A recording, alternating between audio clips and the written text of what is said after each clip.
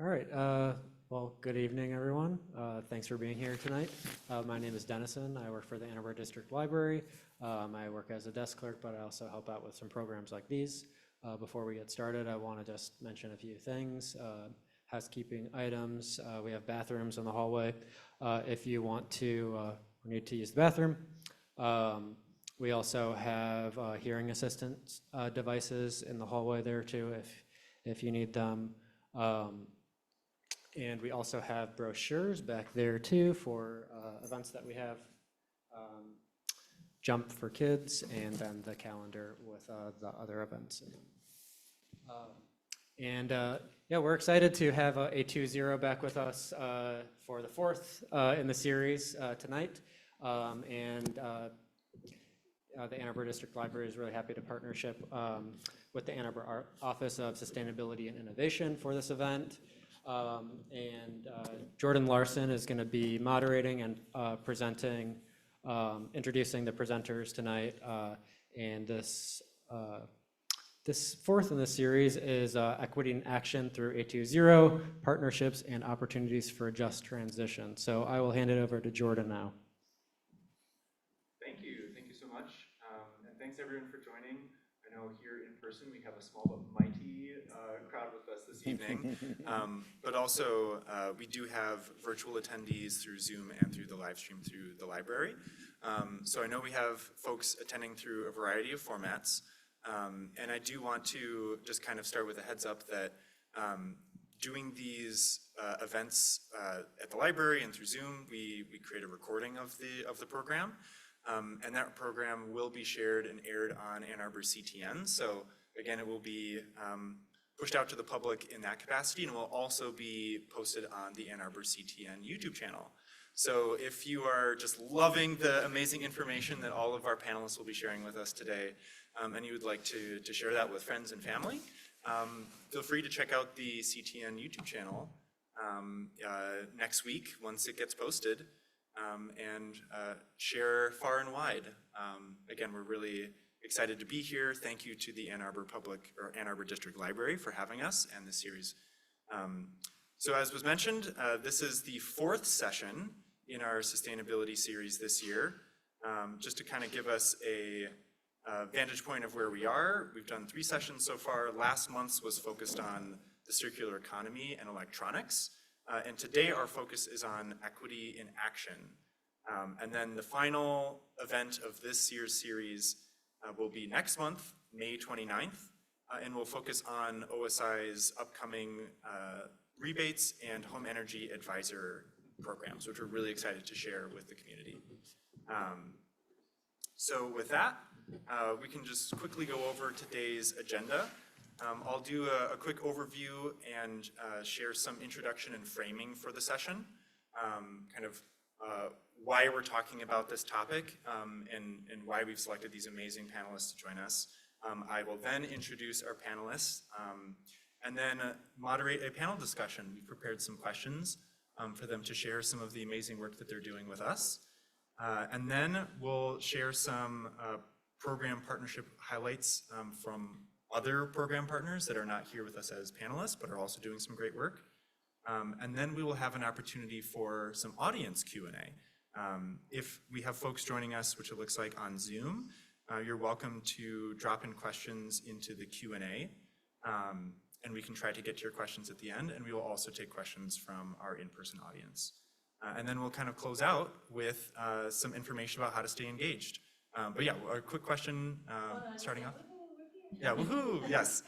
We love having in-person folks come to these events. But again, we're also thrilled that people can attend however they can. So with that, we'll just launch right into it. So with the title of this event being Equity in Action through A2Zero, I first want to just do a really quick overview of what is A2Zero. A2Zero is Ann Arbor's plan to achieve a just transition to community-wide carbon neutrality by 2030.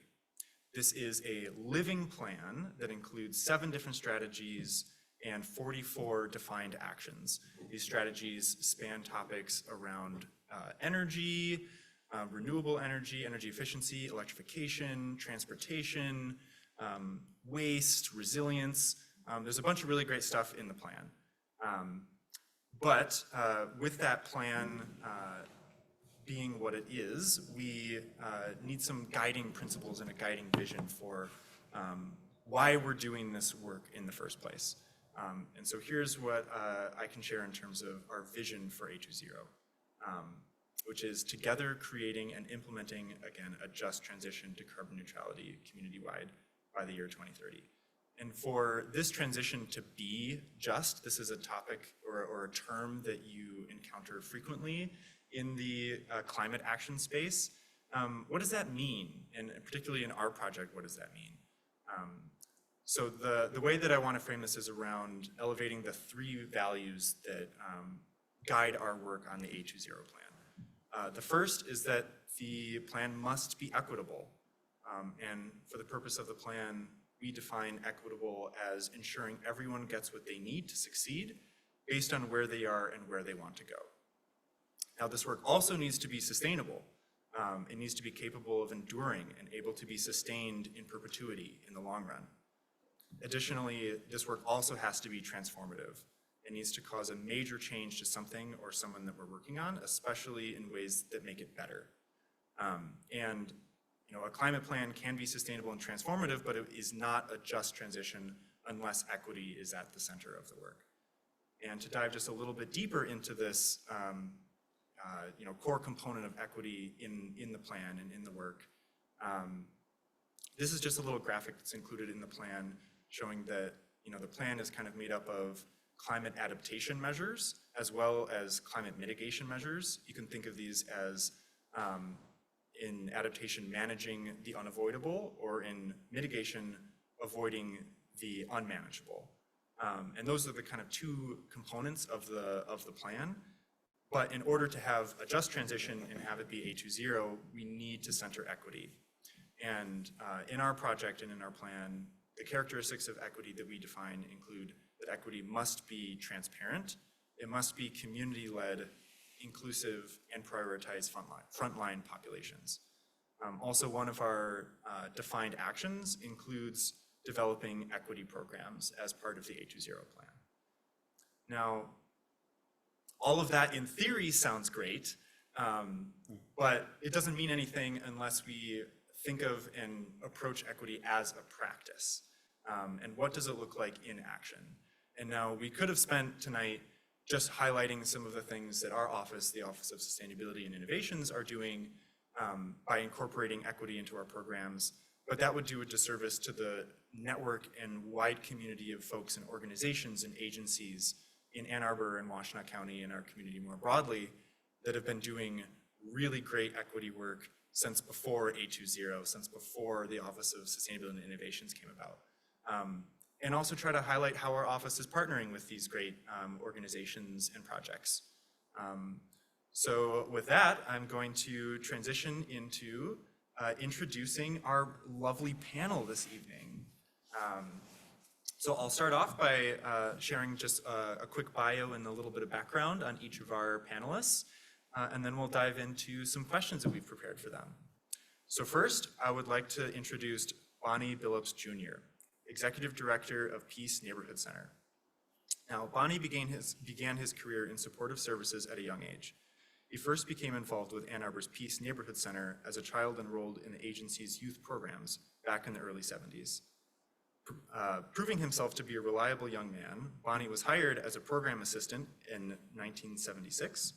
He continued in that capacity until 1985, helping the agency expand and establish long-standing services such as Peace's Summer Day Camp program. After a few years out of state, Bonnie returned to Ann Arbor and Peace Neighborhood Center in 1991 as the agency's program director, and in 2006 took on the role of executive director. Bonnie continues to lead Peace in its role as a pillar of the youth and family services nonprofit community in Washtenaw County, and he is proud to serve the youth and families of Washtenaw County for more than 40 years, and to lead Peace Neighborhood Center into its 5th decade of its longstanding mission to break the cycle of poverty in our community. Thank you, Bonnie, for joining us this evening. Thank you. Glad to be here. Up next, I would like to introduce Carolyn Sagi. Carolyn is partnering with Geo Williams and Associates to support Ann Arbor's just transition to a circular economy. Her background is industrial and organizational psychology. Over the past 25 years, Carolyn has enjoyed leveraging her skills in service of pro-social and humanitarian efforts that include environmental issues, food security, reduction in food waste, adult literacy, and international aid. Thank you, Carolyn, for joining the panel. Lastly, I would like to introduce Wendy Cardy-Saxon, Director of Real Estate Development for Avalon Housing. She has been with Avalon since 1998, starting as an asset manager, and is focused on Avalon's real estate development activities since 2005. Wendy has closed on numerous new acquisition developments, resulting in over 200 affordable and supportive housing units, and preserved many others through rehab and refinance. Wendy has secured development funding through private and public sources, including low-income housing tax credits, HUD Home Program, Federal Home Loan Bank, as well as private financing. She has closed on many projects with local funders, including the City of Ann Arbor, the Ann Arbor Downtown Development Authority, and Washtenaw County. Avalon's developments have regularly incorporated sustainability and green components, including a number that have achieved enterprise green certifications. So thank you, Wendy, for joining the panel as well. Now with this, we'll transition into some questions, and here I will just join our panelists and pick up another mic. There we go, that one's working as well. This way we can be a little less formal and make it a little bit more of a conversation. So first up, I have some questions for you, Bonnie, that I would love to ask. Sure. So first, I would like to start with an overview of Peace Neighborhood Center. For folks who aren't familiar, could you tell us about the program and services your organization provides, who your organization serves, and what you do in your role? Sure. Peace Neighborhood Center started in 1971, so we've been around for a while. And we started because the City of Ann Arbor had gotten some money to build public housing, and public housing, they decided they didn't want to do public housing like some of the larger cities had done, which is just one big gigantic site with everyone there who being under-resourced, living in one area. So they decided they wanted to spread it all around. Well, on the west side of Ann Arbor, they built 2 sites. There were some, as mothers started taking their kids to school and talking with each other, they realized that they had more things in common. Remember that the people who moved into the public housing site in 1969 were primarily Black people moving from Detroit, and the people who lived in the neighborhood were primarily white folks, right?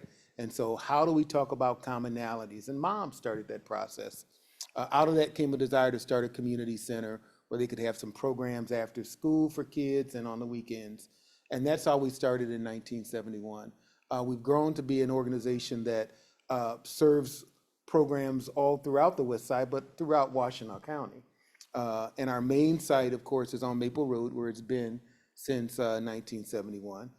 We have a host of programs and services that wrap around families, that assist families and individuals to break cycles of poverty, break cycles of trauma, and to move people toward self-sufficiency, self-agency, and being a dedicated supporter or member of society and the community in a lot of different ways, and to be engaged in the broader community, right?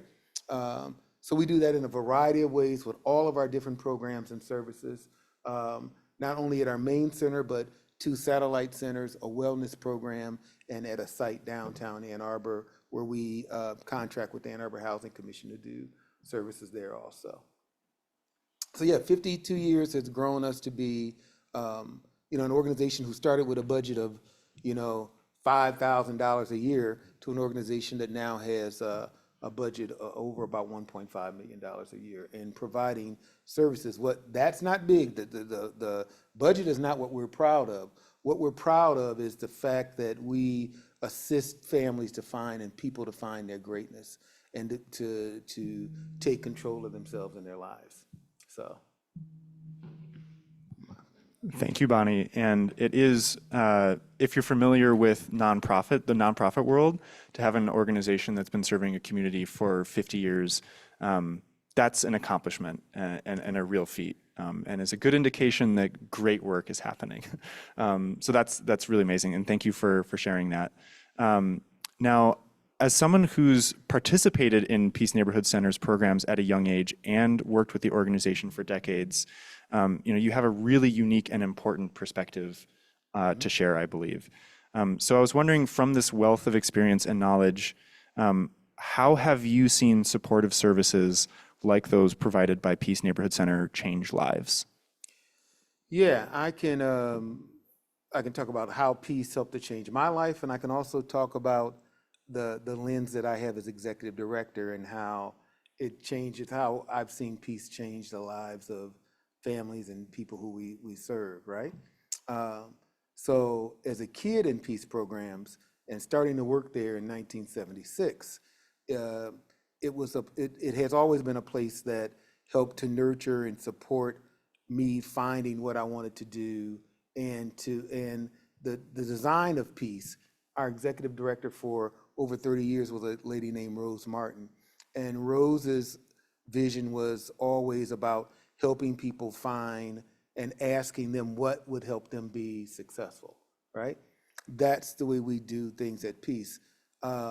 What is most rewarding and what I see happening is us breaking those cycles and moving people toward breaking generational poverty and other things. So when I'm thinking of, for example, in the next few weeks, I have 4 young people who are graduating from college. Not that everybody has to go to college, but that's big. There are 4 kids, first generation, and their families who are graduating with 4-year degrees and changing the whole trajectory of their lives and their families. That's what we consider success.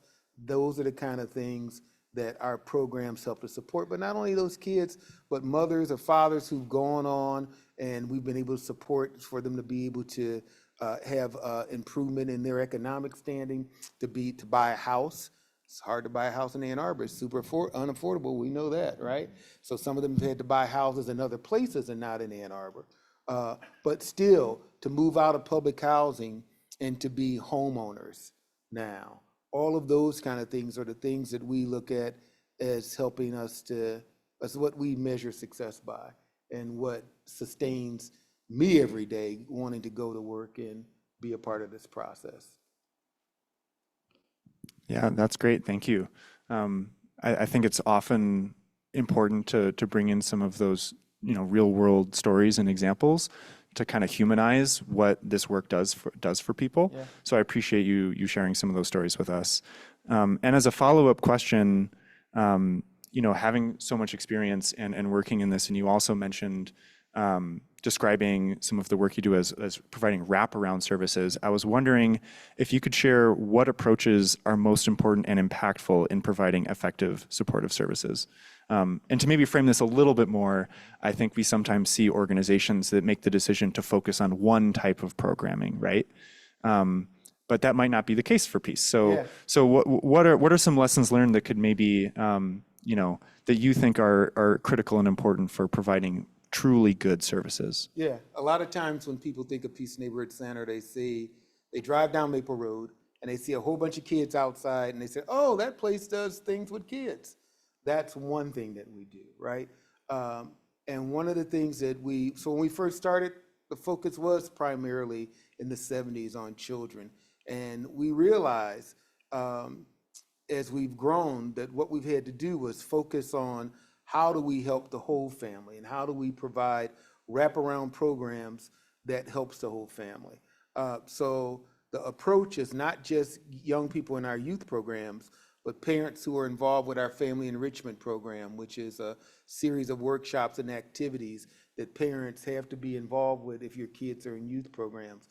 Providing our wellness program that we opened 2 years ago, which has 4 main pillars: mental health, physical health, emotional health, and spiritual health. And to have a trusted place where our families can come and get those services. Providing emergency assistance to families, providing ways for families to engage with each other. And so the wraparound approach of services and programs is central to our success. So when when we meet on Tuesday afternoon with our staff, it's not just silos of people who work in youth programs or people who work with adults. In that meeting, case managers, program coordinators, program assistants, everybody. So when we discuss the Williams family, everybody who's involved with the Williams family, and if you're not involved with the Williams family, what part do we need to do? Do we need to engage the Williams family in some other service that we have? And how do we judge, how do we think about the services that we're providing, and are those services helping over a period of time to uplift and have the Williams family grow to what they want to be, right? We got to remember that generational poverty is that generational. It's not something that happened like when the banks messed up in 2007 and 2008, right? All of a sudden, there were a number of people who were temporarily poor, right? Financially, because of losing a whole bunch of money. They had been very middle class, and some had been wealthy, right? Generational poverty, so what we're talking about is grandmamas, these generations, and how do you break that cycle to move people toward self-sufficiency, self-agency, and economic inclusion into the economics of the world? That work takes a lot of work. It's not as simple as, oh, come to one workshop and you're healed and everything is fine. It's not as simple as, because we talk to you for 45 minutes, you're good. It means that we're in the lives, and our wraparound programs and services, we're in the lives of kids and families for a long time. So those four kids who are graduating this year, in the next few weeks, all of them, 3 of them have been involved with peace since they were in kindergarten, right? So we've been a part of that process. Their families were involved with peace. So it's been multiple years to move families toward this this ability to control and to be a part of the growth and economics and find their own greatness. So that work is a constant work. And it's not, as I said, it's not that simple one workshop type thing to break these cycles of we say poverty, right? The new word is under-resourced, to help people not be under-resourced. So. Yeah, thank you. And, so much of what you said is indicative of the depth of work that you're doing at Peace Neighborhood Center, and that type of work where you become familiar with and develop relationships with a family and see them over the years. That is something that not many organizations are able to do. Yeah. And that's something that creates that individualized, customized, supportive atmosphere that I think we're just so lucky to have an organization doing that in our community. Yeah, thank you for that. So we really, really appreciate what you're doing. And now this last question that I have for you has a little bit of framing, so it's going to take just a moment, because now we're going to talk about some of the sustainability stuff. All right. So in addition to all the reasons that we're thrilled to have Bonnie here, we're also excited to have Bonnie here tonight because OSI and Ann Arbor and Ann Arbor's Office of Emergency Management are partnering with the organization to make the center Ann Arbor's next resilience hub, which we're super excited about. And as a quick overview, resilience hubs are community-serving facilities augmented to support residents, build community, and provide critical services and resources prior to, during, or after emergencies, such as during an extended power outage. So, places that are already providing key services and making sure that those places can continue to serve even during those times of emergency. And at their core, resilience hubs are about shifting power to communities and increasing neighborhood capacity. Strategy 6 of the A2Zero plan calls for the city of Ann Arbor to establish one resilience hub in every ward of the city. Ann Arbor currently has 2 resilience hubs, the North Side Community Center Resilience Hub in Ward 1 and the Bryant Community Center Resilience Hub in Ward 3. We are thrilled to partner with and support Peace Neighborhood Center, a community pillar here in Ann Arbor for over 50 years, as Ann Arbor's 3rd resilience hub. Now, thus far in this process, partnering with Peace, we have completed an energy assessment and a microgrid analysis of the building. And the next step of the process will be to review kind of those results and also work with residents and Peace Neighborhood Center staff to kind of co-design and figure out what are the true needs for that site as a resilience hub. Again, resilience hubs are things that need to be designed by the users of that site. And that's kind of next up in the process. And as part of Ann Arbor's Resilience Network, we will fund $250,000 in resilience upgrades, which will help move that center into a place where it can continue to provide services in those circumstances, improving the resiliency of the site itself. And we will also be providing $45,000 of no strings attached funding for Peace's participation in all the work that goes into being a part of this process. So now, Bonnie, coming back to you, what are you excited for regarding this partnership to make Peace Neighborhood Center the next resilience hub? Or another way to answer this question is, how does implementing resilience and climate measures at your site support Peace's mission and work? Yeah, I like the fact that one of the key pillars is equity, right? And making things equitable. Peace not only serves families who are under-resourced, but we've served all kind of families on the west side and throughout Washtenaw County, but the primary focus on the west side of Ann Arbor with all kind of services and things. So if you come on a Friday, our partnership with Food Gatherers, where families come to get food. If you look at our youth programs and other services, our Narcotics Anonymous services and programs that happen out of the building. The fact that our building is used by a number of other organizations or groups for special meetings or other things, that if it does not impede upon our programs and services. The ability for us, I think one of the things we talked about, we hear about a lot of times is power outage, right? And what happens during a power outage. Well, it's detrimental not only to the families we serve, but to an organization like Peace, right? One of the last power outages that was like a 4-day power outage,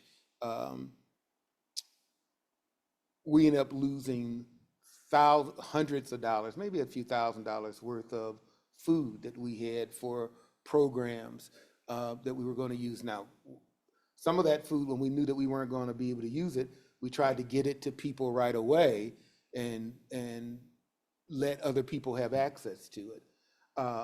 But that was definitely a detriment to us as an organization to have to then replace all of that food for programs and services and things that we do. We were closed for periods of times, right? We were closed. One of those days that we were closed was a food distribution day. So there were 50 families who were counting on coming to get food from us that day that we were not able to distribute, right? Food Gatherers had it. They would have brought it to us, but we had no way in our building to have our building safe enough to do that kind of stuff. And we couldn't do it in the parking lot and all that mess. It couldn't happen, right? So the ability for us to be able to have some system in place that we would have power, even when the power goes out, not only would benefit our programs, but all the families and people who we serve, would benefit the community of people who, as we were running around during one of the winter power outages, of how are people staying warm and being able to be a place where people could stay warm, where people could recharge phones, all of those kind of things. That's all a plus.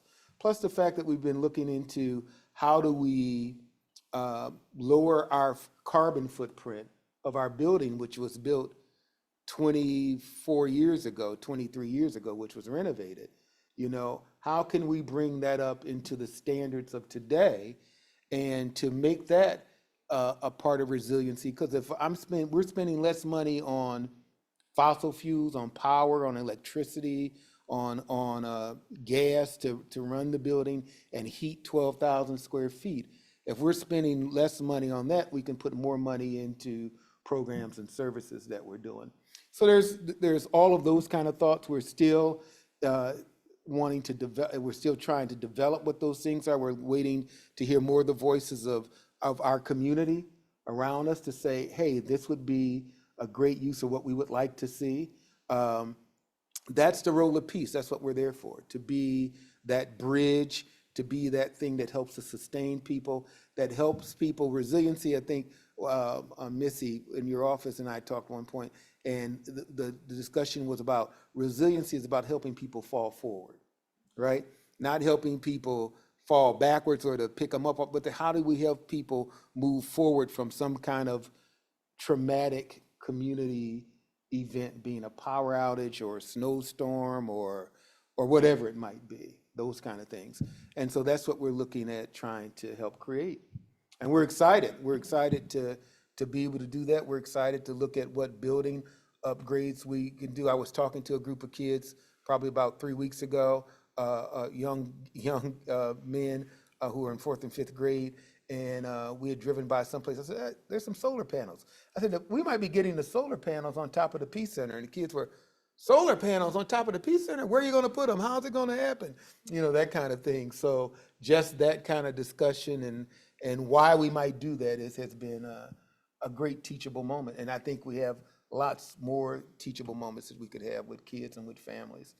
And I think it's important, I'll be quiet after this, not to leave out families and people who don't have the resources, right? And a lot of times projects, that's why I like the first word is equitable, because a lot of times people get left out. So people who have can do things that fall into this whole thing of being resilient and net zero and all the other stuff. And people who don't have the resources get overlooked. So I'm glad we're not overlooking them. So, yeah.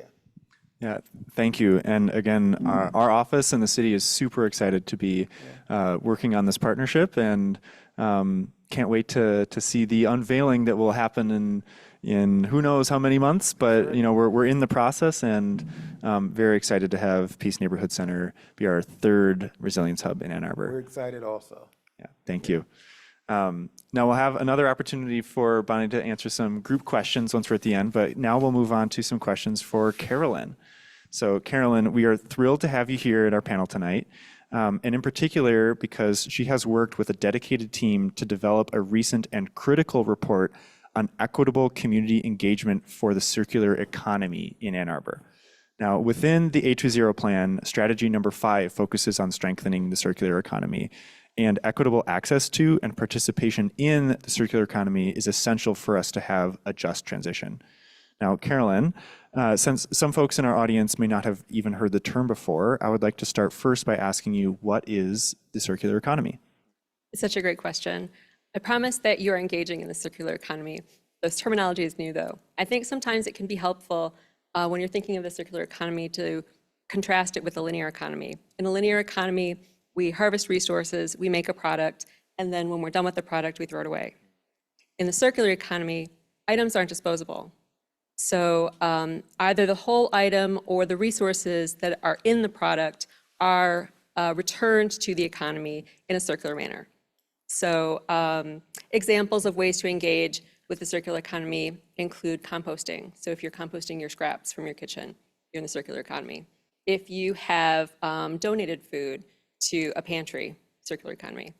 Repurposing or reselling items that you don't want. If you've ever bought or sold something on Facebook Marketplace, you're involved in the circular economy. One that I really like that I don't always think of is if you're renting or borrowing something that you would otherwise have bought, another way to engage in the circular economy. The term is still catching on. It is getting some traction both nationally and internationally, but there is some language I think is specific to Ann Arbor that I really like.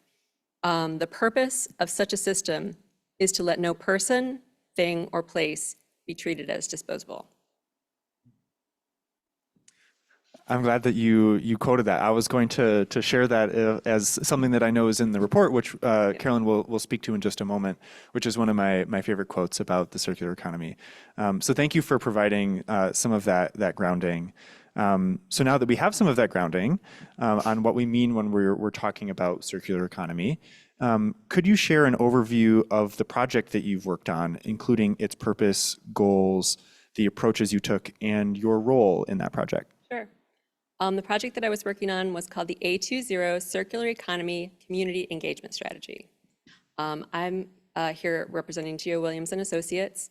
Our city partners were the Office of Sustainability and Innovation and also the Ann Arbor Department of Public Works. We also had the opportunity to work with an incredible group of resident advisors. Our goal was to effectively engage the community of Ann Arbor, especially frontline communities, in creating a circular economy together, so co-creating. But what do we mean by effectively engaging? We were very intentional about our process. For example, we had a very serious commitment to hearing from diverse points of view and engaging in deep listening. So we were looking for folks who were historically politically marginalized, lived in neighborhoods identified as being at risk, or were most at risk for climate vulnerability. We wanted to hear from people also who were not typically in planning venues. We identified these folks through a layered interview process. We started by talking to them about the circular economy, and then also at the end, we asked them who else should we be talking to. 30 residents were identified, and 15 of those residents had the bandwidth to engage in 3 90-minute sessions. We had facilitated discussion in large and small groups. We served a meal, and we also compensated residents for their time. After meetings, data was collated. It was represented with as little change as possible, and consensus was drawn that that was in fact what was discussed and talked about. Great, thank you for that background on what the project was. So now with that overview in mind, I would love it if you could share some of what you learned as your results with us. Sure. What were some of the most salient and important takeaways and/or recommendations for how we strategically and equitably engage the community around the circular economy? Certainly. The community was very in line with our thinking in terms of deep engagement and making sure that every single community possible was being tapped. They also identified barriers and solutions to successful engagement. Barriers included trust. There were trust issues that emerged with some city residents, but they also identified solutions, and they're very in keeping with the kinds of work that's going on. Being transparent with the intention to increase trust, using messengers that were trusted by the community, often from the community, using engagement spaces that were safe spaces, so rather than going to City Hall for an event, maybe going to a restaurant. Building grassroots efforts, scaling on things that were already in place in the community. Timing was really important, making sure that folks are available. It can be really hard, especially when you're being intentional about reaching out to specific leaders. Getting 15 or 20 or 30 together at one time can be really difficult. So it was important that we hold a number of engagement meetings and engage communities on their preferred schedule. Messaging can also break down. It was important that we communicate in a variety of ways and building willingness for resident advisors to be ambassadors for the work. Transportation can also be a difficulty. It's important that you choose a space that's either strategically located or that you reimburse transportation costs. Yeah, thank you. I think that it's common in some of these spaces where people to just throw around the word like, we need to make things accessible, but like, what does that actually mean? And so I especially appreciate your point about trusted spaces. Just because working for a city office, we have access to a free space in City Hall, maybe that isn't the right location for a community meeting, and taking the time to think through those sort of steps and really truly engage with what makes something accessible to the community and the folks that we want to engage. And so I think those are some really important takeaways. And as a follow-up to that question, this report was in the context of engaging around the circular economy, but how can we apply these takeaways and lessons learned to community engagement for other A2Zero strategies or just engagement more broadly? And this is an opportunity to kind of ask the question, why is deep engagement like this so important? I'm going to start with the second part of that question. I was hoping that I could talk about this quote that we have from one of our resident advisors. He said, "My community, the homeless or formerly homeless, is often left out of community engagement services. It is important to make these individuals aware that they are valued." Now, I hope that the project that we're working on, and also projects like it, can communicate that value, because in the words of Ann Arbor around the circular economy, no person, thing, or place is disposable. What we did in creating this engagement strategy, we talked to residents about barriers, about ways to solve barriers.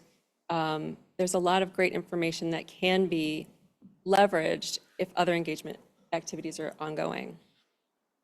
So if your organization is engaged in activities like that, it can be a big help. Yeah, thank you.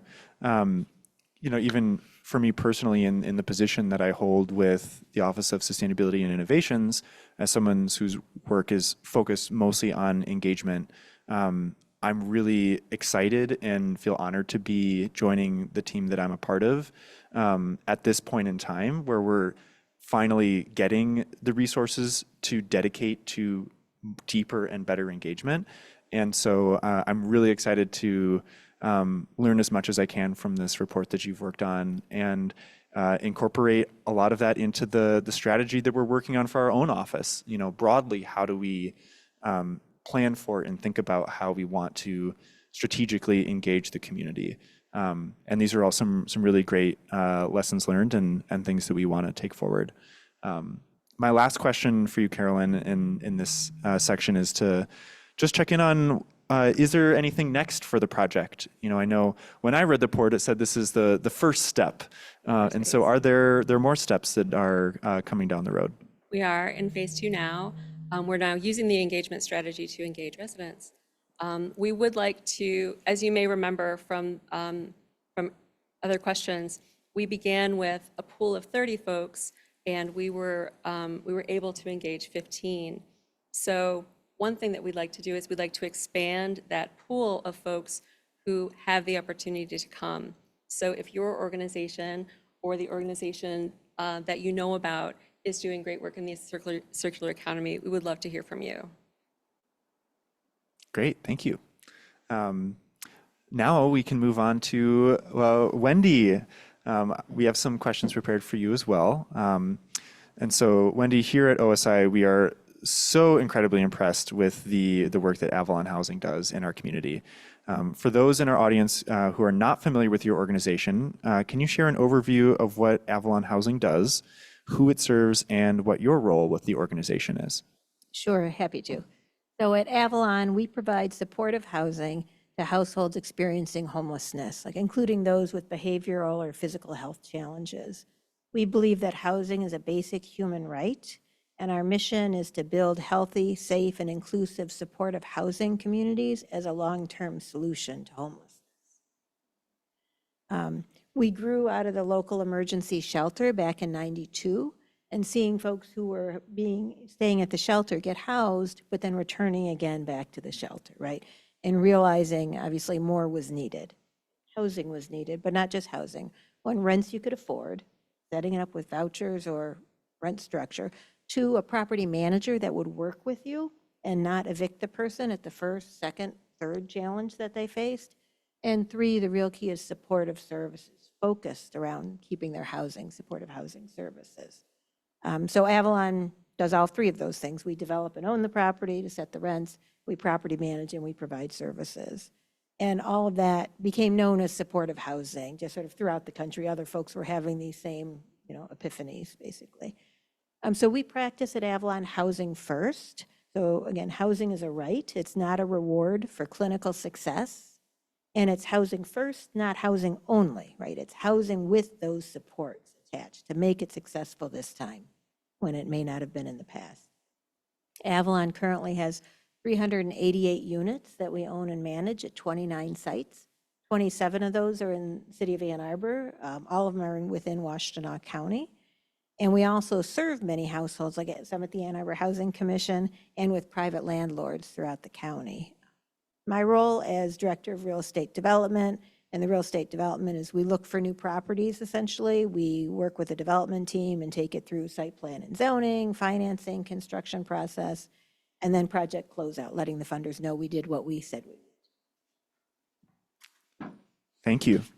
And now I'd like to ask you, what makes you passionate about the issue of affordable housing or supportive housing, I should say?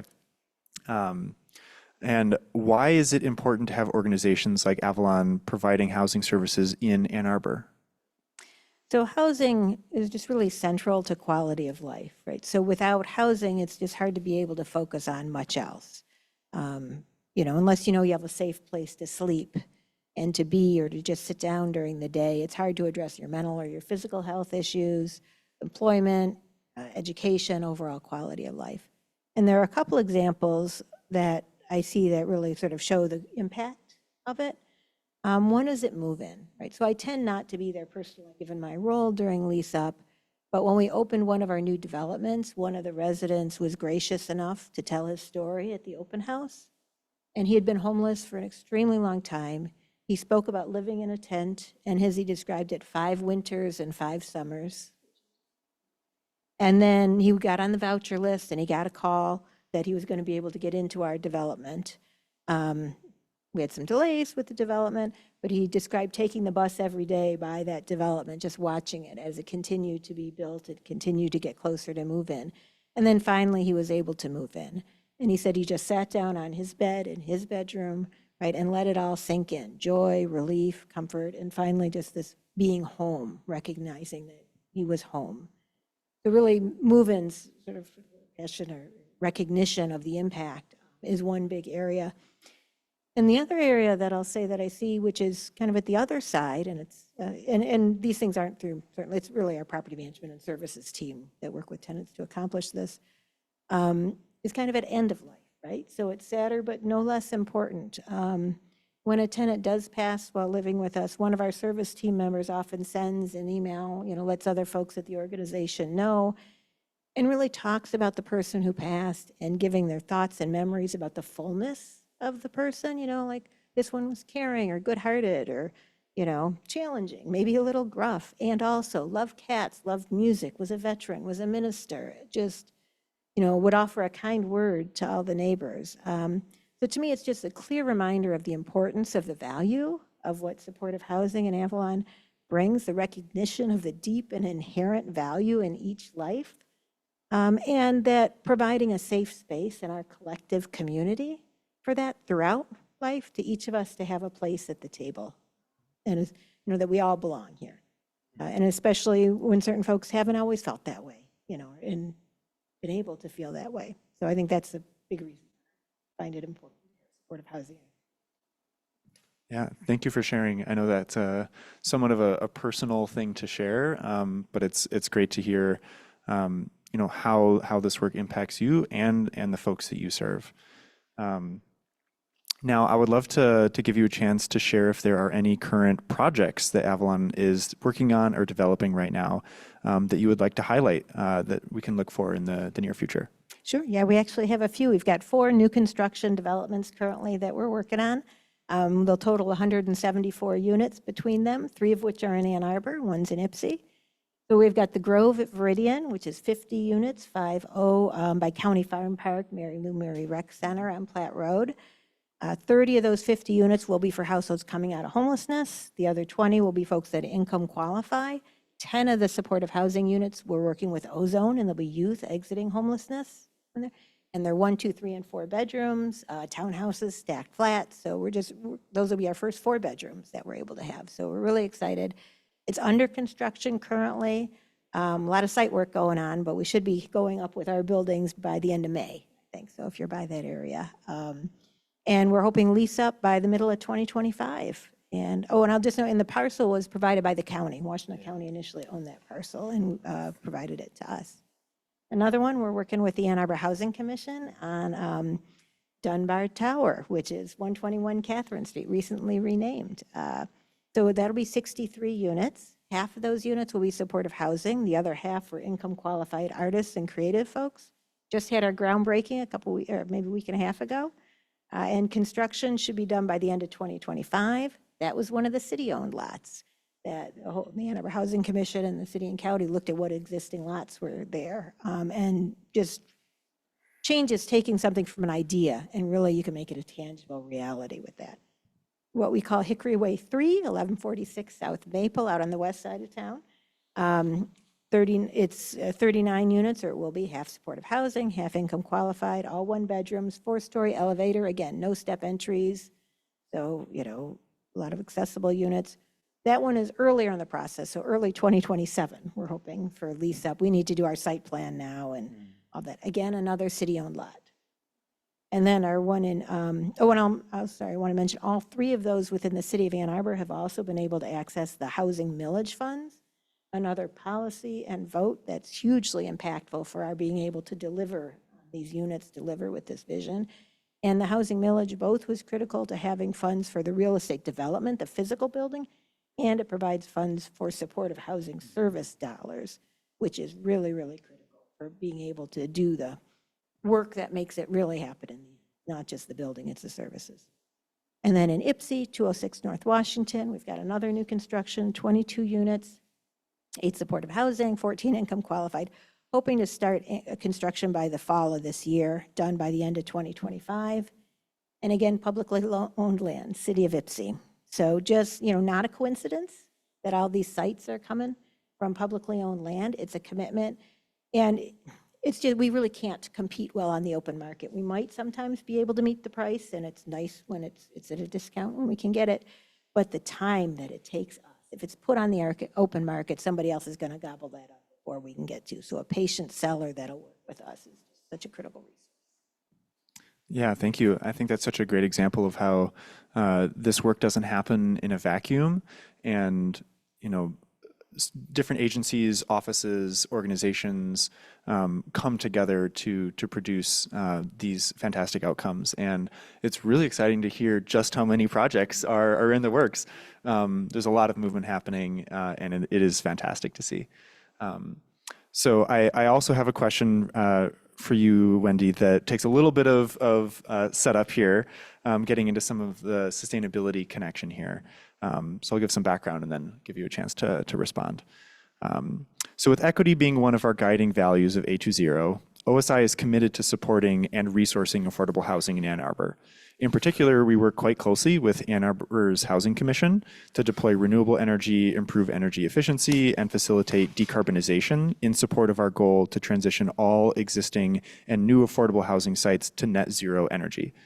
As an illustration of this collaboration, in 2022, the Ann Arbor Housing Commission and OSI jointly applied for and received a $3 million grant of federal funds to advance this goal, which was super exciting. While we work very closely with the Housing Commission, we have also worked with and supported improvements in Avalon housing units. So just want to share a little bit about that. In 2023, OSI provided $150,000 in funding for Avalon to increase home comfort, energy efficiency, and affordability of 22 units across 4 different buildings. These units received highly efficient triple pane windows and information on other energy saving opportunities that could be implemented in the future as more funds and resources become available. So Wendy, again, coming back to you, in your eyes, how do you see sustainability and climate action intersecting with and supporting your work on supportive housing? So climate really is an equity issue, like we're talking about, and following up on what Bonnie, I think, was talking about. Also, many of our tenants are in vulnerable health too, and when the power goes out, it's, they may have medicines or devices that require power, refrigeration. So power outages are more than problematic. It can be really a threat to people's health.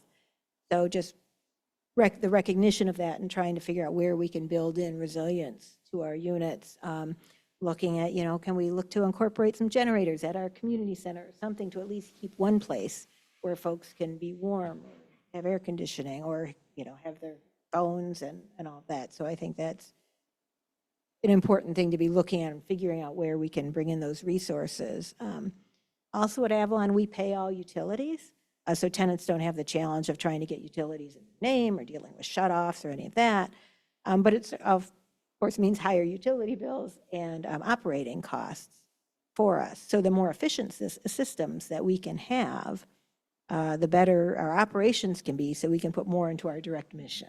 It's not going to these sort of wasted air. And I'll say also with the move to electrification, we've done it with a number of our new construction.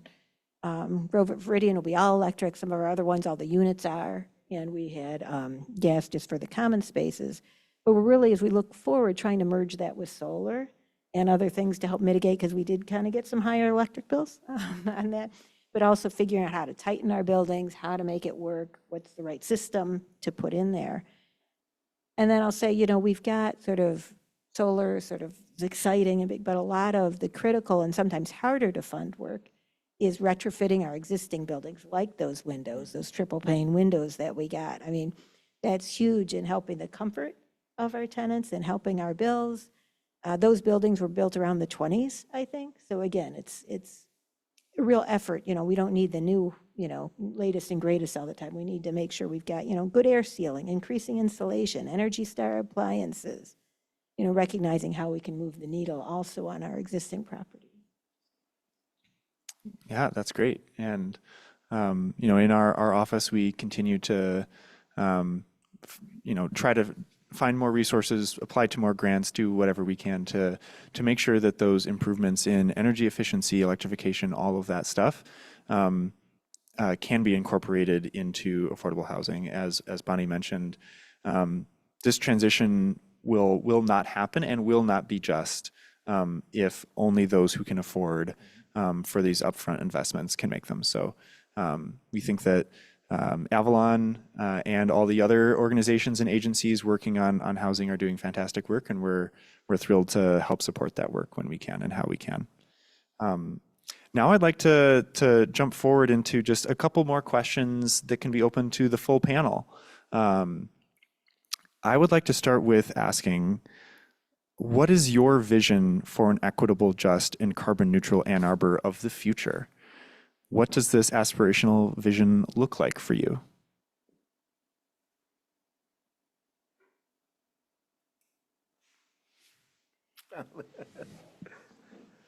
Go, please. I'll go. So, so some of the recommendations that we've put in place, resident advisors are really clear that there is great work going on in this in the city of Ann Arbor in the circular economy. So identifying those programs, supporting them or scaling them, and doing this through a just transition where everyone has a place at the table.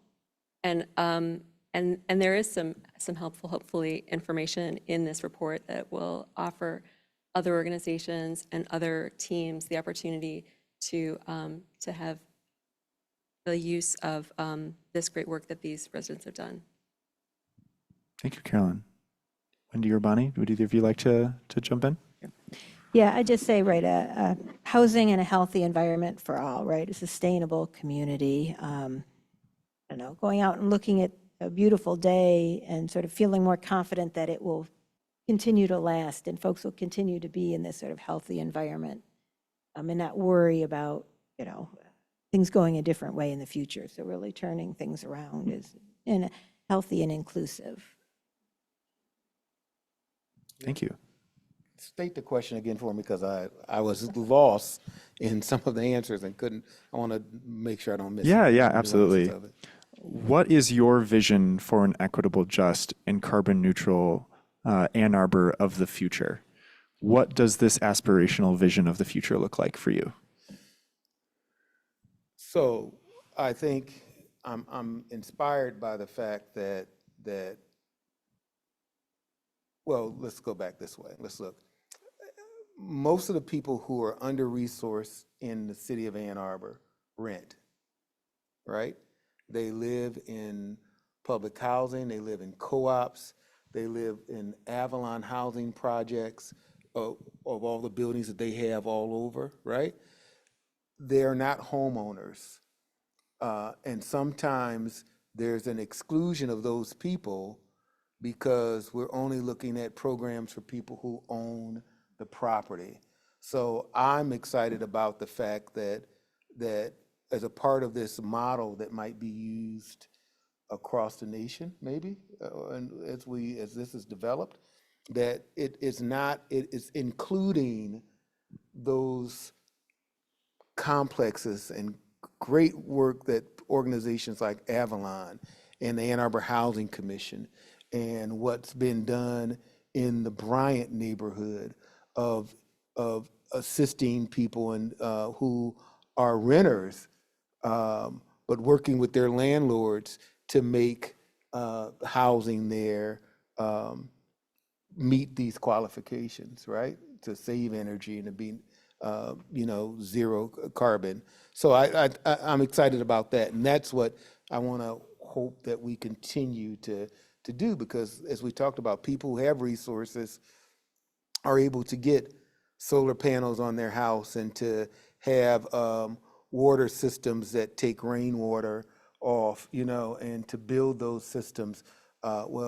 Being able to do those systems on an Avalon property, on Ann Arbor Housing Commission property, on a property that somebody is renting to somebody for Section 8, really assists that family, because they're paying that heat bill, along with the fact that they're paying part of the rent. So, yeah. Thank you. So as a direct follow-up to that question, what do you think we need to make this vision a reality? And what does your organization need to help move our community toward that vision?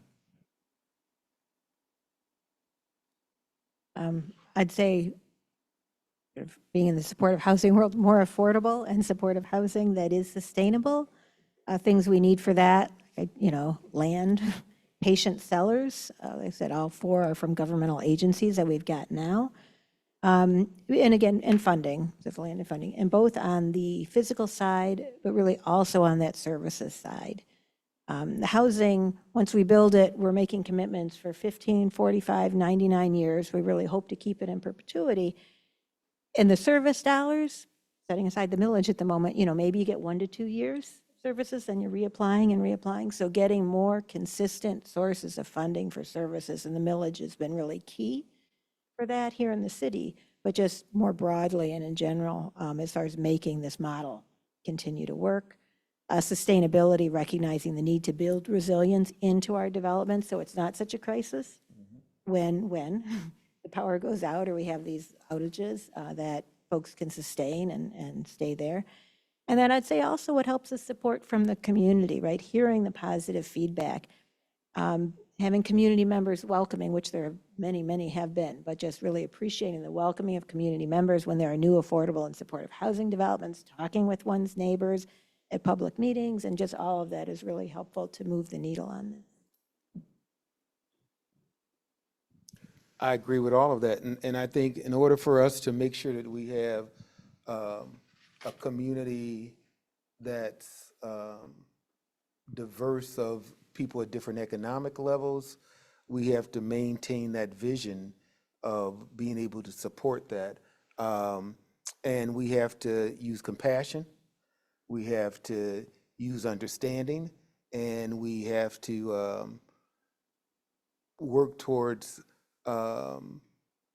making sure that equity is part of that process and it makes our community better, right? It makes our community better if it's diverse of people with experiences, with people, diverse with people who have different abilities, all of those things. And if we don't provide some making the playing field, some equitable resources and things, then it means that there's a large population of people in this community who will lose out. And that's not having good vision, so. How can they help peace? They can help all of us by being a part of what Avalon does and being understanding, right? That whole thing that Wendy was just talking about, of neighbors not being afraid of the fact that near me is an affordable housing complex of apartments, 2 or 3 or 8 or 9 or 15. And it goes back to sort of how peace started, that at some point, somebody stepped out and said, let's talk about commonalities, because we got more in common than differences. and let's share what we all think, and then we can build on that.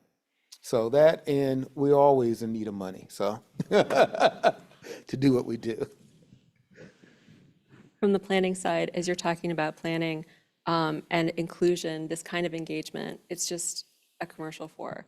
It's super important that the time is taken, that the resources are offered, and that these relationships are built and maintained, because hearing right from someone what they need is, there's no replacement for that. Yeah, absolutely. Now we've just gotten to the edge of this question too, so I'll just ask this. So, I think that there may be audience members who are feeling inspired from what they've heard today and would be interested in learning how they can support your organization or your work. So where would you direct people to go if they were interested in doing that? I mean, our website is great, avalonhousing.org, and there's stuff on there for volunteering, and, for those in the office, or in the room, I have cards, I can hand them out, you can email me as well, but yeah. Great, thank you. Yeah, anyone in the room who would like to learn more about becoming a resident advisor, we would love to hear from you. But the Office of Sustainability also has a great circular economy page, and there's contact information there. You could reach out to the city and let us know that you're interested as well. Yep, just Google OSI and circular economy, and you'll find it on Google. Yeah, Bonnie. Fantastic. Yeah, our website, peaceneighborhoodcenter.org. Just go to the website, find out what we're doing, find out what's happening, and you can always call, or you can always drop by also. Great. Thank you so much for all your answers. Before we quickly move to a little bit of audience Q&A, I just have a short little bit of extra information that we would like to share. I'm going to transition mics here. We've had these amazing panelists with us today, But we had hoped and had planned to have another amazing community member panelist with us here as well today. Crystal Stewart with Community Action Network, who's the Senior Outreach Specialist for the Bryant Community Center, which has already come up in some of our conversation a little bit. And in her absence, again, we wish you well, Crystal. We thought we would share a video that was produced by the McKnight Foundation, highlighting some of this work that we are doing in partnership with Community Action Network in the Bryant neighborhood. So my name is Crystal Stewart. I am the Senior Outreach Specialist here at Bryant Community Center, and I've been here 2 years. So the Sustainability Project is basically a project to make the Bryant neighborhood one of the first carbon neutral neighborhoods in the U.S. because a lot of the residents are on fixed incomes and can't afford to, get the repairs and renovations that they need for their homes to make them more sustainable. Crystal had come around the neighborhood and was asking a lot of the neighbors if they'd be interested in having a home inspection so that they could see what problems your house has. So I said, sure. The energy assessments help us to go into the home and kind of see firsthand what needs to be done. And then she came back to me and said, how would you like solar panels? I said, I love solar panels. So we're tackling in some homes drainage issues, but also insulation, windows and doors, some pretty big capital improvements that really drastically affect the quality of life and living in the home. And also we're able to tackle even some of the affordability piece. Before the solar panels, I was paying $145 a month. And this month, it was $24. So, this has made a big difference in my electric bill. I had my crawl space encapsulated. I had insulation put in the attic and new windows. I'm on a fixed income and I can use all the help that I can get. So if they're willing to help me, I'm here for them to help me. This is a model for how decarbonization efforts can actually be catalyzed through community engagement and really move an entire community and hopefully an entire state toward its decarbonization goals. Welcome to Main Street. You are at Green Fair, which is an annual celebration of our work to actively decarbonize the entire community. Climate change is real and it's impacting people today, but we also know it's not impacting everyone in the same way. And so as we're finding climate solutions here in Ann Arbor, we want to center equity in our work. So we reached out to Anne and we started to engage with residents just to ask very simple questions. What would it mean if you were the most sustainable neighborhood in America? What would that look like? And they gave us the most beautiful ideas of what was possible. And then our job just became to work with them to make those real. I think investing in the neighborhood means a lot to the community as a whole. To know that people are willing to help them, it means a lot to them. I also live in this neighborhood, so to be able to help my neighbors, it means a great deal. One of the big challenges for this kind of work is finding the resources to continue to do it. Our first and most important funding was actually from the McKnight Foundation. We would literally not be at this point in this work without that initial investment from the McKnight Foundation, and just looking forward to growing our partnership. From our vantage point, sustained resources for these types of projects is incredibly important. It takes a lot of capacity to engage community members, to actually coordinate with project partners and ensuring that the vision that the community set forth is actually coming to fruition. And so we've been really excited to help provide some initial seed funding for this project. And we're excited to have other philanthropic partners coming in to support this work. And we hope that more folks will continue to join us going forward.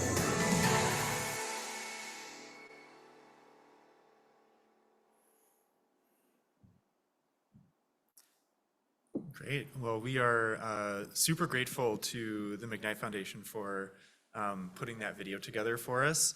I think it highlights the work that we're doing. And again, I'm really glad that we had a way to share some of Crystal's voice in this work. I am privileged and lucky that I get to work very closely with Crystal. I'm our office's direct staff member that supports the Bryant project. And so I actually work at the Bryant Community Center normally like 2 days a week and work very closely with Crystal on these initiatives. And we're getting close on time, so I won't share as much information about this project, but can share just a couple of things as highlights. So again, as was mentioned in the video, the goal of this project is to transition Bryant into the first fully decarbonized existing neighborhood in Ann Arbor and potentially the United States. It's one thing to ensure that new developments are carbon neutral from the ground up, but when you're taking a neighborhood that was built in the early 70s, that's a much different task. And again, we also want to learn from this project, what does it really take to equitably decarbonize a whole neighborhood, right? We know that this work that we need to do for a lot of neighborhoods and a lot of people is something that we need to help coordinate, with something that we need to fund, we need to support on. Again, not all residents in Ann Arbor can afford these transitions on their own. So what does it take to really facilitate this process in a whole neighborhood, keeping residents at the center of the project? And so for this project, the essential outcomes include improving the comfort and health and safety of homes, which is something that we learned from engaging with residents was actually very important, in addition to also reducing energy costs for residents. Those two things were things that most resonated for folks. And that this project is guided by resident inputs, needs, and ideas. Our approach has been to partner with the trusted organization, Community Action Network, to try to leverage and stack resources, applying to as many grants as we can, and increase capacity, listen, and engage. We were happy to provide Community Action Network with the resources in order to increase their staffing capacity to hire Crystal, a resident of the neighborhood, to lead these initiatives. And the tangible impacts that we're having are, assessing homes' energy needs, doing repair and retrofit work. And we're even, a project that I'm really excited we're working on is exploring the possibility of a design for a district scale geothermal system that could take on the full heating and cooling of the whole neighborhood, which is super exciting. So just as a couple of highlights, so far we've done 74 of the home energy assessments of the 261. Again, we have a long way to go, but we have completed quite a few, and this is a great entry point to getting residents to engage with us on the process and what resources we have for folks. And here's a couple photos of just some of the before and afters of some of the work we're doing on the ground, including insulating attics and replacing and installing doors, windows, all of that really great stuff.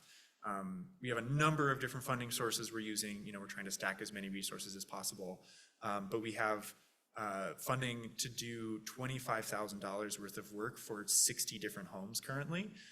as well as some one-off solar projects and things like that. And as we look forward to the future, we're really excited to try to identify and leverage more dollars, stack more programs to make sure that these renovations and energy services are available to the entire neighborhood.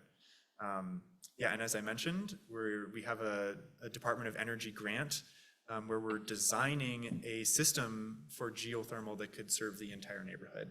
And right now, we're in the process of engaging the community in design workshops and other engagement to make sure that residents understand what geothermal is and what the pros and cons are, and that their input can guide the design process.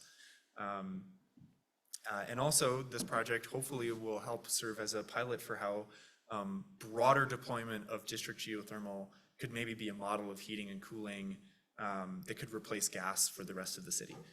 So these are some projects that we're super excited about and that I feel privileged that I get to work on.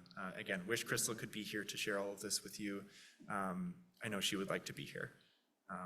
But with that, I know we don't have a whole lot of time, but I would love to now pass it over to our audience in the room or online. If you're on Zoom, feel free to drop a question into the Q&A box in our Zoom window, and we can see if folks have questions they would like to discuss with our panelists.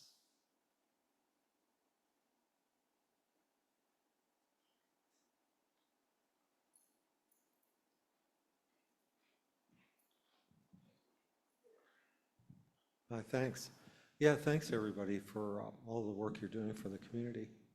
And I was wondering, with the Bryant project, are you also exploring using a microgrid design so that you can improve the reliability compared to what we've been experiencing?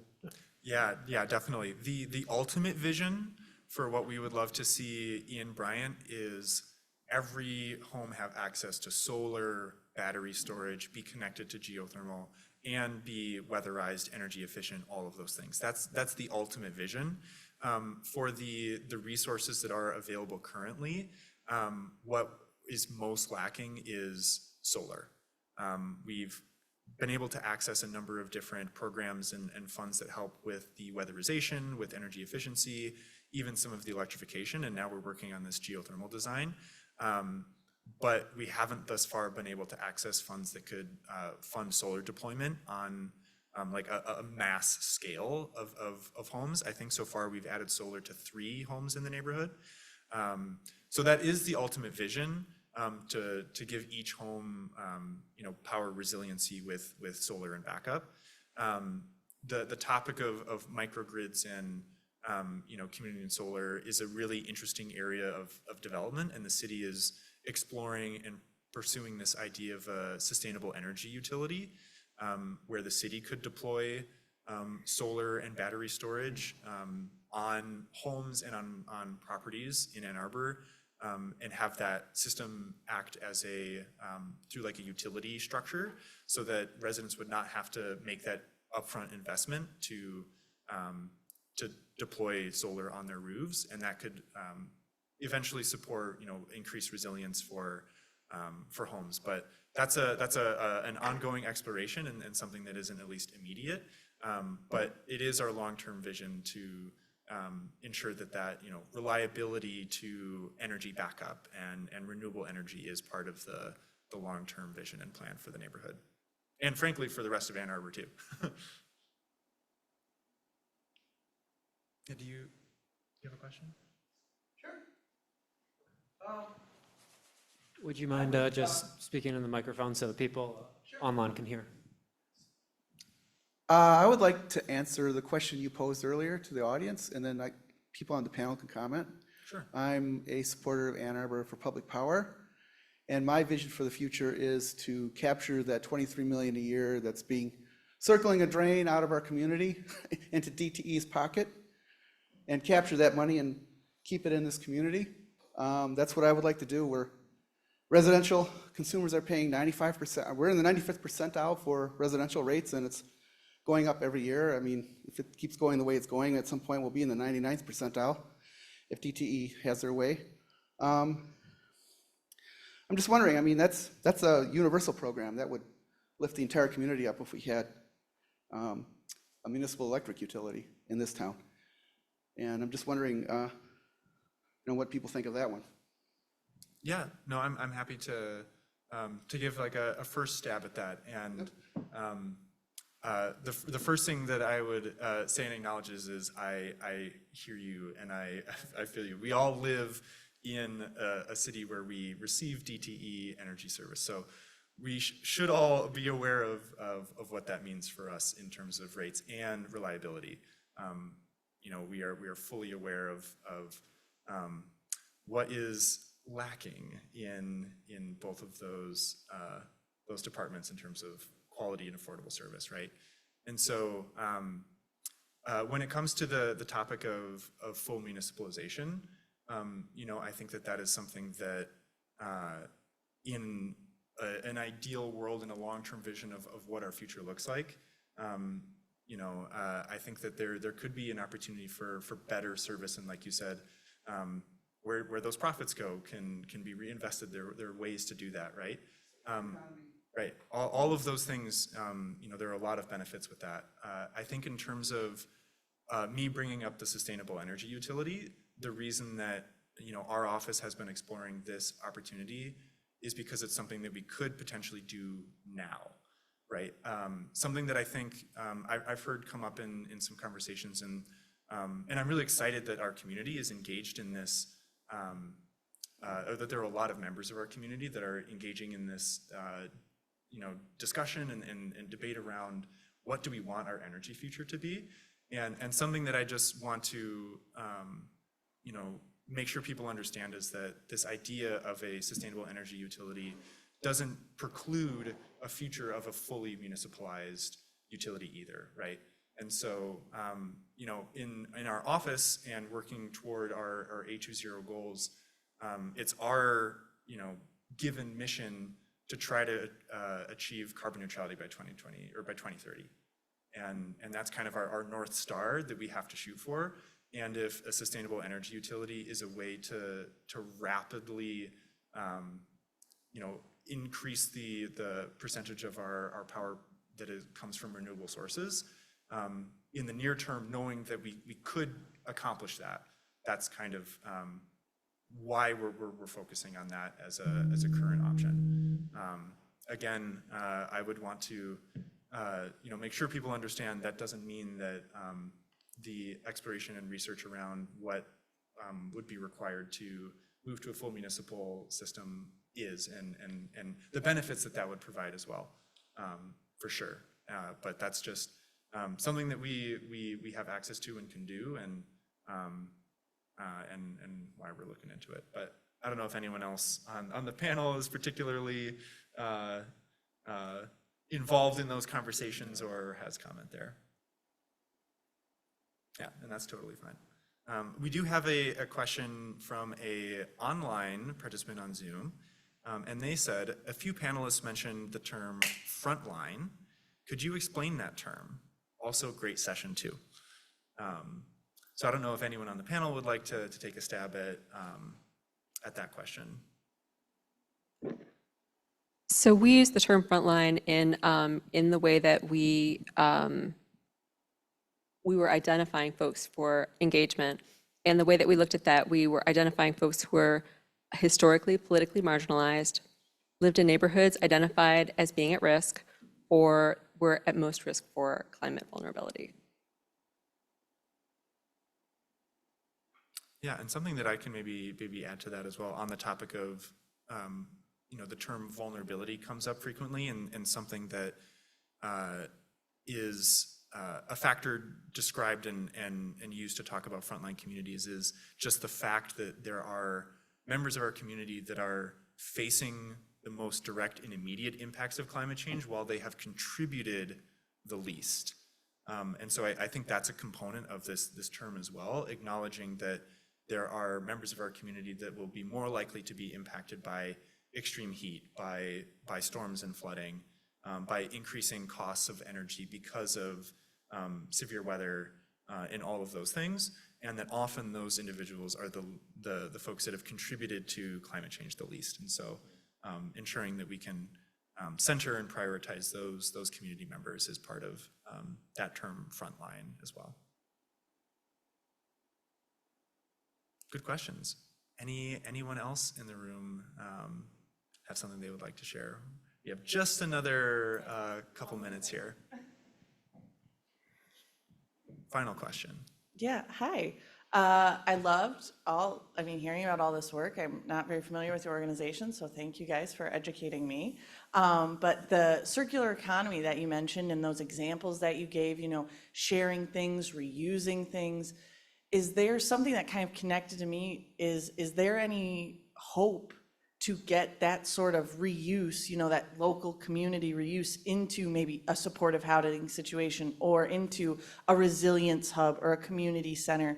Do you guys see that as being something valuable to getting us to this zero waste, or is it kind of like, yeah, we leave reuse to Goodwill?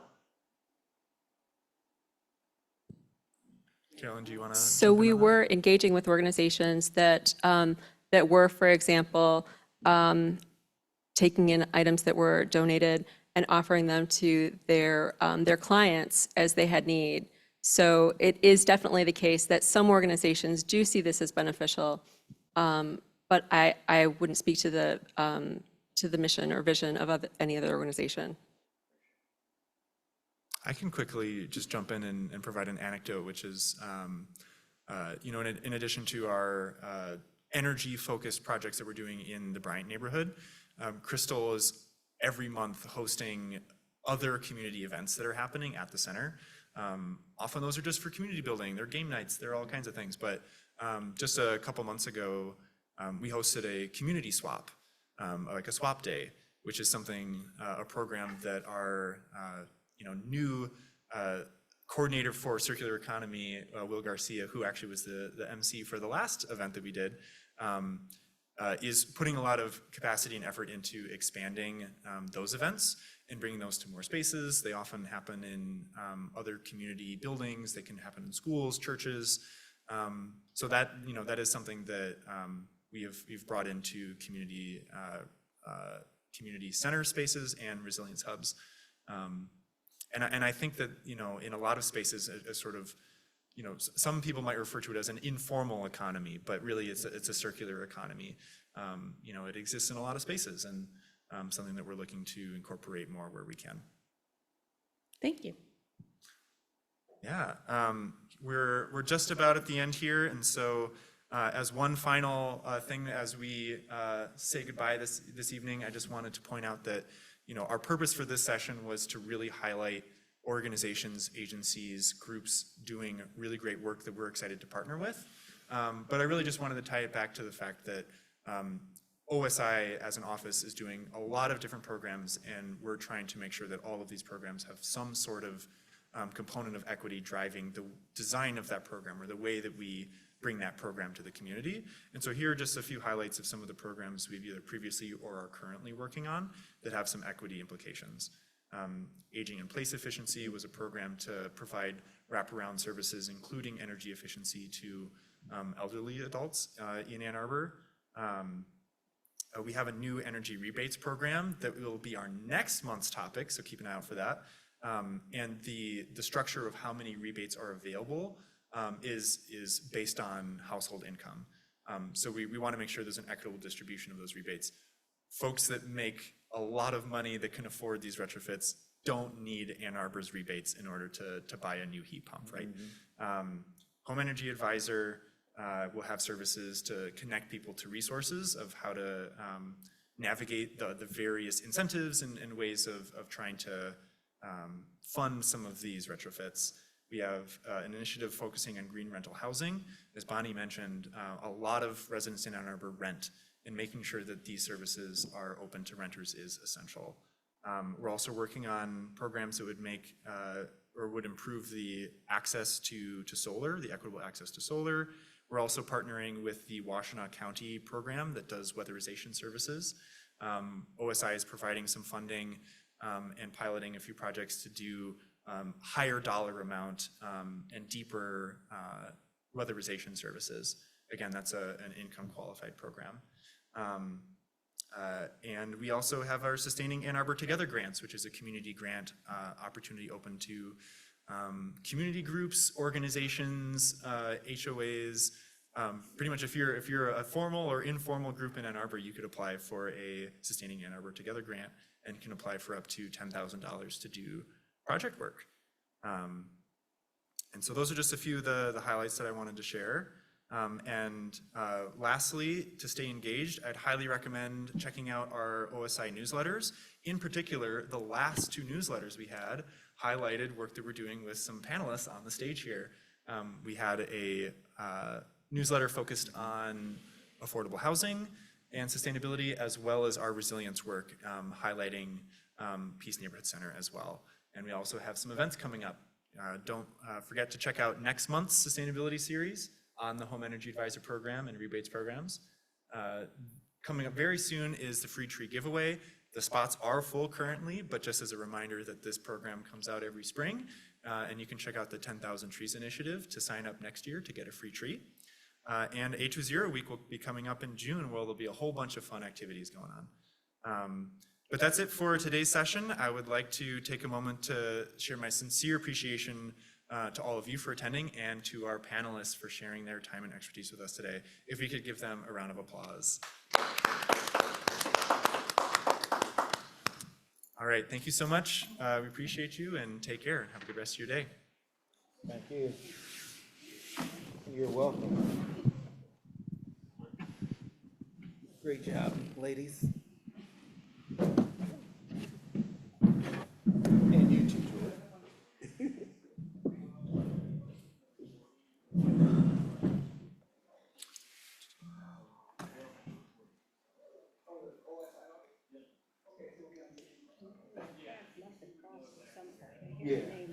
Yeah, I've seen you at somewhere, one of the housing things. So yeah, that's recognized. So yeah.